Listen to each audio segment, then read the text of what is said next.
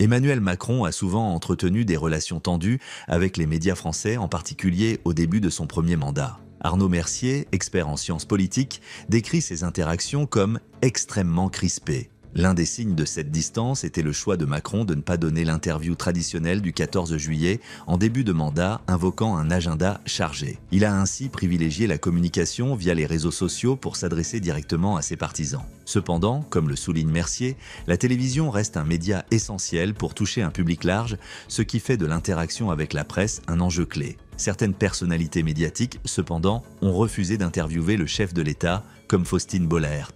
En juillet dernier, Le Parisien avait révélé que Macron avait souhaité être reçu par l'animatrice. Dans C'est à vous, ce 25 octobre 2024, elle a expliqué sa décision en clarifiant qu'il ne s'agissait pas d'un refus direct, mais qu'elle avait jugé le moment inapproprié. Faustine Bollaert a expliqué avoir été réticente à l'idée d'interviewer Emmanuel Macron, principalement en raison du timing de la demande survenue peu avant les élections législatives anticipées. Lors de son passage dans C'est à vous le 25 octobre 2024, l'animatrice a précisé qu'elle craignait de se retrouver instrumentalisée. « Je pense que j'ai cette capacité à rendre beaucoup de monde sympathique et je me sentais un chouïa instrumentalisé », a-t-elle expliqué, en soulignant que le moment ne lui semblait pas opportun. Bollaert a souligné qu'elle n'avait pas rejeté la proposition de manière catégorique, mais avait préféré communiquer ses réserves. Après beaucoup de conversations, j'ai essayé d'expliquer pourquoi je serais extrêmement contente de recevoir le président, mais que le timing faisait que je trouvais que ce n'était pas ma place, a-t-elle précisé. Elle a ajouté qu'en tant qu'animatrice non spécialisée en politique,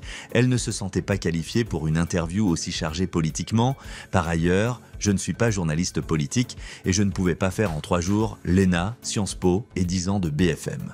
J'ai trouvé qu'à un moment, il fallait aussi rester à ma juste place. Selon un proche de l'Élysée, Macron souhaitait profiter de cet échange pour évoquer les répercussions de la dissolution de l'Assemblée nationale sur sa présidence.